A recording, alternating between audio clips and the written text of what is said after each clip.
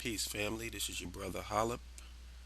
Um, I want to get right into this. This is something that's been on my mind, and it's becoming more pervasive every day that I see. When I go outside and I just see and feel the spirit of my people. And this is a message to the black masses. It may seem like a strange message, but when I say the black masses, I mean people that's supposed to be unconscious, the people that's supposed to be sheep, and all these other rhetoric that you hear coming from the so-called conscious community. And my message is this: the message to the black masses are: do not listen to the conscious community. Now, a lot of people may find that to be a strange message coming from me because a lot of people might think that I'm a part of the conscious community. And my response to that would be: there's no conscious community for me to be a part of. And I don't want to get too ahead of myself. I want to follow a particular flow of logic and why I'm doing this video in the first place. The number one reason why you should not listen to the conscious community is because they don't love you. Um, People who love their people plan a future for them. That's number one. If you don't have the energy to sit down and plan a future for your people, then how can you really say that you love them? It's like if you have a family and you're the mother and the father, and you don't do anything to ensure that the child has a future that's better than yours, then how can you really, really say that you love them? How? I mean, even if you don't have the ability to do it based on your circumstances, you have the desire to do it, and your desire will be reflected in your actions. Another thing is that people who love their children teach them knowledge of self. If you have this so-called conscious information, or this cultural conscious information, or this African-centered information, why don't you want to have that taught to your children? And I'm not just talking about your children in the selfish sense, meaning that your individual children, like you have a mother and a father, and they have kids. Um, and I can even make the argument that it's not being taught there. But let me just say, for argument's sake, that you are teaching your personal children. Um, I'm talking about the children of the community. And another thing that lets you know that they don't love you is that actions speak louder than words. There's a lot of condescension coming from the so-called conscious community, a lot of self-righteousness coming from the so-called conscious community, but I don't see a lot of reflections of love. Love meaning understanding, meaning thoughtfulness, meaning if you know that somebody isn't on the level that you feel, well, that you're at, then you show some understanding toward that. You show some sensitivity toward that. You don't try to put people down and make people feel less than what they are, because what that does is it makes people react defensively, and people don't want to have nothing to do with you. So if you love somebody, if you love black people, then you're patient with black people. You're understanding of black people, and you're sensitive to black people. I am. When you listen to my videos, the majority of my frustration doesn't come from the masses. It comes from the people that call themselves conscious. My big beef is with them.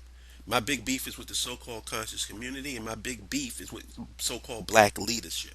If you go down the line of my videos, I'm very understanding toward the black masses. Very understanding. As a matter of fact, I'll let you know toward the end of this how understanding that I am. Um, another reason why you shouldn't listen to the so-called conscious community is because they haven't created anything for you. Um, the conscious community is an abstract. It's not a physical location. And I've said this many times. I would love to be a part of a conscious community, if you would actually create one. If when I say you, I'm talking about us collectively. If we would create one, create a conscious community. I'll even settle for a conscious block. How about a conscious building? All right. How about a conscious three family house? Can can we have a physical location where people of like mind can congregate with each other, a community? But I don't want to. I don't want to do a community because that's too advanced. Let's just start with a three family house. Three conscious people living in a house together. And then we can expand from there. We can pick a neighborhood, start off with the house, and then we can expand to other houses. Maybe eventually get a conscious building. And then hopefully in the end have an actual conscious community where somebody is conscious, they can say, you know what, I want to go to so and so city in so and so state and move there because I'm conscious and I want to be surrounded by other conscious people.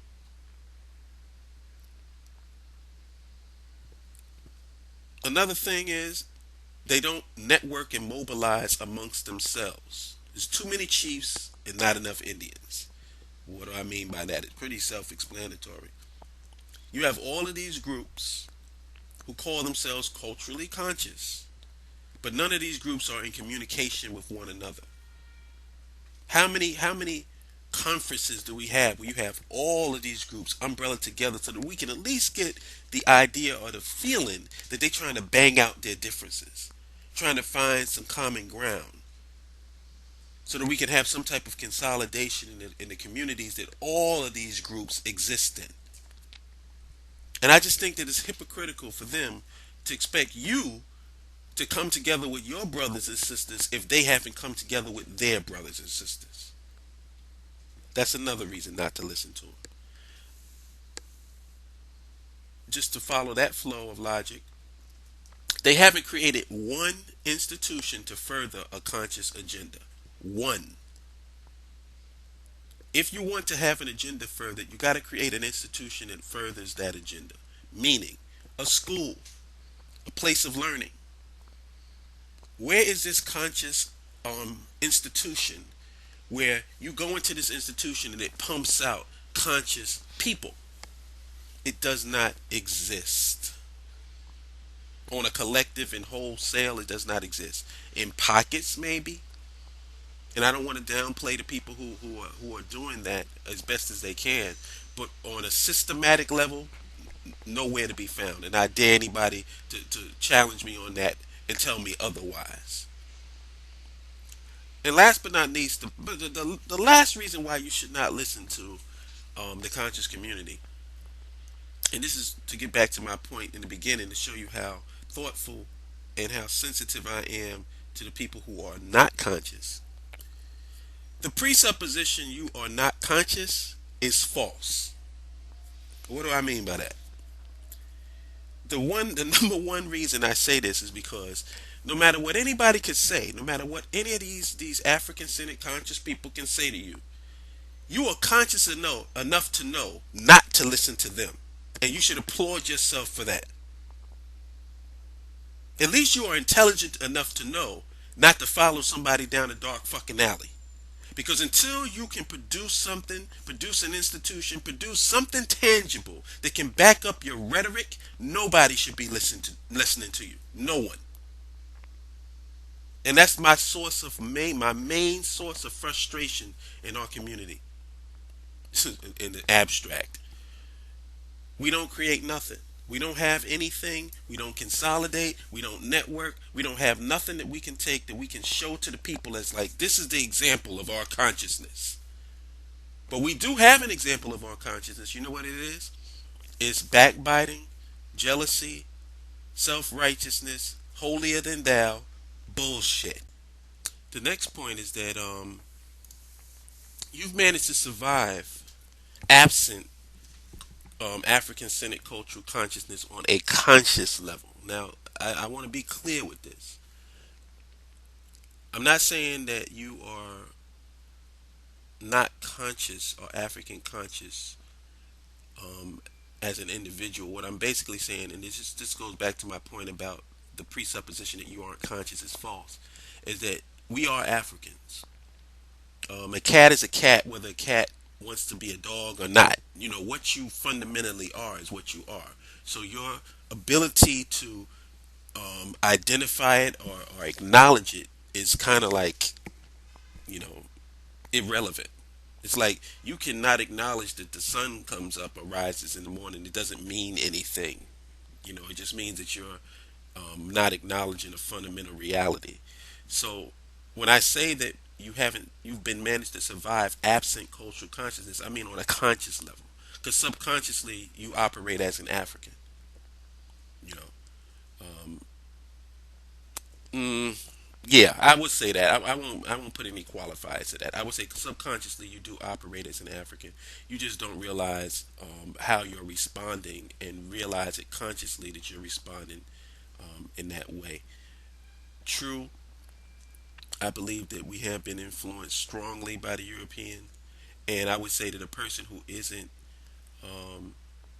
culturally conscious on a conscious level is more susceptible to European brainwashing and behavior. There's still our African spirit which fights against that European way of life. It's like the square peg trying to fit in the round hole. And when I say that you've managed to survive, is that you still have to acknowledge and never underestimate your ability to read people and bullshit. Because when you're existing on a street level, you learn about people. You have to have consciousness on a people and or a social interaction awareness so that you can, you know, stay out of situations, you know, get out here in these streets and actually survive. So don't underestimate that. And don't make people feel like just because you don't know about, you know, ancient Africa, you don't know about historical events and all this other stuff, that you are somehow less than they are, because you're not. I do endorse learning about your history. I endorse learning about all of that, our history, our culture, whatever. But I don't look at myself as better than you because I have a certain understanding or because I've read more books. That's bullshit. Because a lot of you out here can run circles around me in these streets. So don't and never underestimate your intelligence and your consciousness when it comes to that. You know, so don't allow nobody to stand over you simply because they have some locks, or they have some dashikis, or they have some bullshit on, or some cultural garb, or some cultural aesthetic, and make them seem like they better than you, because they're not. And we need to stop that bullshit across the board. We're all in the same boat. We're all under the socio-economic and political oppression of this European white supremacist system. So ain't nobody exempt. Whether you got your own business or whether you work in the McDonald's, I don't give a fuck. You still got the dollars that you collect is the European faces on them. So just because you got your own business, don't think that you're better than somebody who's working at a job or whatever. We need to stop it with this bullshit classism. But the main reason why I have did this video is because just going out in the streets and just seeing and feeling the vibration of my people. I said I put a Facebook post on my page, a status message, and I asked people, um, take a look up off of your phone if you're looking at my message on your phone, and just look around you. Look on the trains, look on the buses. There's a level of hostility and frustration that's palpable going on right now. And for me, you can see the defeat in our people's eyes. It's almost like you in a basketball game and you're looking at your teammates and everybody's in the game. They got their uniform on, but they're walking around with their head down because they feel that they've lost. And that's how I feel right now. You look at our young people. I mean, I see young girls with bellies. How in the hell can you be 16 years old, 16, 17, 18 years old, and you got a belly? Or you got that muffin effect going on? And it used to be where that was something that wasn't really prevalent. You know, like that you could. As a matter of fact, a kid that was overweight years ago kind of stood out. Now, It's like across the board. I can see it in the children's eyes. I can see it in the adults' eyes. I can just see that we just have given up collectively, and it pains me and it hurts me. So when you give up, and when your self esteem is damaged, and what happens is you create this persona of false pride to replace the real pride that you should have. And I know that it's true because on a personal level, when you have a person with false pride, all it takes to shatter that facade is some few words of truth, personal words of truth, and that person will break down and cry. And I've seen it. And it's not because I want to make somebody cry. I've managed to do it simply by just telling them the truth about themselves. And not even knowing them completely, but just knowing the facade that they put up and being able to identify the facade is enough to break them down. Bottom line is this: if we really love our people, we have got to get together. And I'm talking about the so called African centered, so called cultural conscious community, and build an actual community with coordinates. If I had to get to it with a compass, I could say the coordinates is this and that and whatever, and I can actually find it. It has to be a physical place. We have to get together and work and live and build and create businesses and institutions amongst each other. We have to do that. If we do not do that, then this whole thing is a joke, and we are a joke. And I'm sorry, but I don't want to be associated with jokes. I'm not a comedian. And so basically, that's all I got to say about that. And I hope somebody got something out of what I'm saying and didn't feel like I was attacking anybody in particular, but I'm attacking a concept and an idea in general. So y'all be good. I have no clue how we're gonna get out this shit. All I know is that I would love to talk with some other brothers and sisters so we can start trying to figure that out.